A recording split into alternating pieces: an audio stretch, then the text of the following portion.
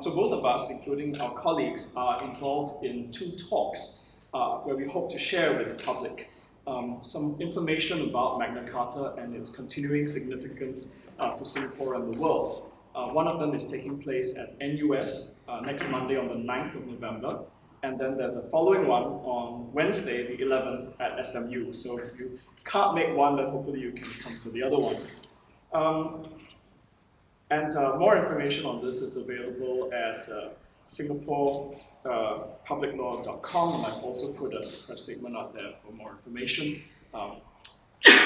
So Singapore obviously used to be part of the British Empire, and between 1826 and 1993, Magna Carta actually applied directly to Singapore as a statute, together with other ancient British statutes which have constitutional significance, such as the Bill of Rights of 1688, the Habeas Corpus Acts, and so on. And these were brought into force by the 1826 Second Charter of Justice, which actually set up the court system in the Strait Settlements, of which Singapore was a part, and also made English law applicable to Singapore. And so what you actually see over the years, especially during Strait Settlements times, but even beyond that, is the courts referring to principles in Magna Carta.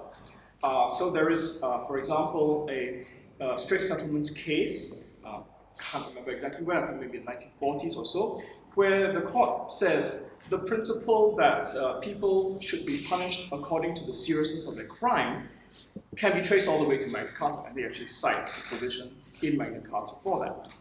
And so even after the Strait Settlements get dissolved and Singapore is now its own colony, and even beyond that into independence, we find the courts citing provisions of Magna Carta. So again, in 1992, for example, provisions of Magna Carta are cited. The court says Magna Carta clearly says that everyone shall be given justice, no one shall be denied justice, and this provision is very relevant to ensure that justice is given to both parties in the case, both the plaintiff and the defendant. And so if the plaintiff has unnecessarily delayed a case, the defendant can have it struck out, because you must have justice on both sides of the case. So they refer back to Magna Carta.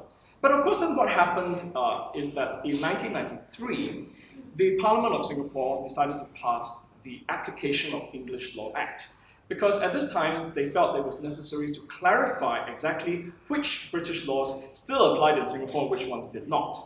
And they decided to use a listing method. So they said, we will list out all the statutes that continue to have application in Singapore, and all those which presumably are not on the list are deemed to be repealed. They are no longer part of Singapore law. Magna Carta was not on the list. It didn't make the list, unfortunately. And neither did all these other constitutional statutes that I mentioned, like the Bill of Rights Act and so on. Most of the statutes that made the list were commercial statutes relating to mercantile law, commerce, and so on. But I think that despite the fact that Magna Carta, since 1993, no longer applies directly as a statute to Singapore, clearly its significance is ongoing. And I think it's ongoing in three ways, right? The first is that it has been made very clear by our courts in Singapore, and no less than the Court of Appeal, that certain provisions in the Constitution can trace their ancestry back to Magna Carta. And in particular, Article 9 of the Constitution, which protects the right to life and liberty, and Article 12 of the Constitution, which protects the right to equality. The court has said in very recent cases, just the last couple of years, that both of these can be traced all the way back to Magna Carta. Secondly, you could say that because of how ancient Magna Carta is and other constitutional statutes, their principles have entered into the common law. The common law, of course, is this body of law that is created by judges when they pronounce court cases. And I suppose you could, for example, take the instance which I mentioned just now, which is the principle that the punishment must fit the crime. So again, the courts have said, yes, this principle is well-established principle in common law, and of course it traces its origins at least back to Magna Carta, if not older. And I think finally, of course, as the High Commissioner mentioned, Magna Carta is a great symbol of the rule of law. the idea that everyone is required to comply with the law, and that includes the government. And I think this is a very important principle that we have to remind ourselves time and again, and I think that the exhibition as well as the talks that are coming up are hopefully an opportunity that we all remember and appreciate this very important principle. Thank you. Well, thank you very much. And now we're open to your questions.